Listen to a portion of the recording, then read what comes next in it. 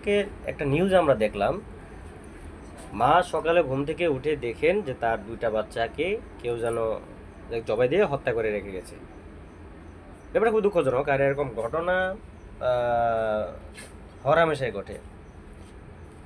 আর বেশিরভাগ ক্ষেত্রে এসব ঘটনার পেছনে যেটা থাকে মায়ের প্রতিক্রিয়া। আমি যতটুকু দেখেছি এ পর্যন্ত, আপনারাও একটু অ্যানালাইজ করে দেখবেন, বেশিরভাগ ক্ষেত্রে এই ঘটনাগুলো ঘটে মায়ের প্রতিক্রিয়ার কারণে। আর এই ঘটনাটা ঘটার পর আপনারা মায়ের এক্সপ্রেশনটা একটু দেখেন ভিডিওতে।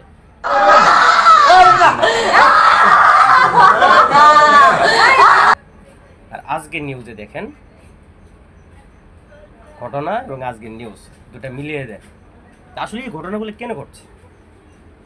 এই ঘটনাগুলো একমাত্র ঘটার কারণ আমাদের নারীদের জন্য যে আইনগুলো এবং পুরুষদের জন্য যে আইনগুলা, এর মধ্যে ব্যাপক বৈষম্য রয়েছে। নারীদেরকে যদি তাদের অপরাধের কৃতকর্মের জন্য যদি সঠিকভাবে শাস্তি দেওয়া হইতো তাহলে হয়তো অনেকটা কমে যেত। যেমন আমরা দেখেছি এর আগে অ্যাসিড নিক্ষেপের কারণে আইন করা হয়েছে 90 দিনের মধ্যে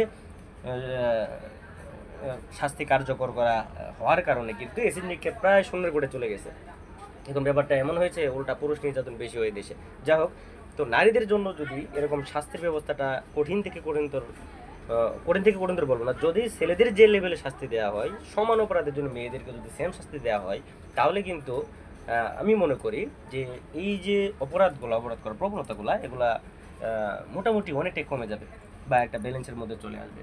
নইলে এই ধরনের অপরাধ শুধুমাত্র নারী অবলা নারী এরকম সিম্পেথেটিক যে বলা যে নেগেটিভ আছে, এই সিম্পেথেটিক নেগেটিভের জন্যই নারীরা পার পেয়ে যাবে এবং এই ধরনের অপরাধ করার জন্য তারা আরও উৎসাহিত হবে।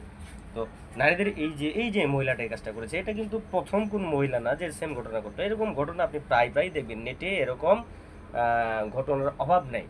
ঘটনা বাস্তবে শুধু এই বাংলাদেশে এই ধরনের ঘটনার কিন্তু অভাব নেই। হাজার হাজার ঘটনা এরকম, মিলন ঘটনা এরকম সারা বিশ্বে ঘটে যাচ্ছে, শুধুমাত্র বৈষম্যমূলক আইন প্রয়োগের কারণে।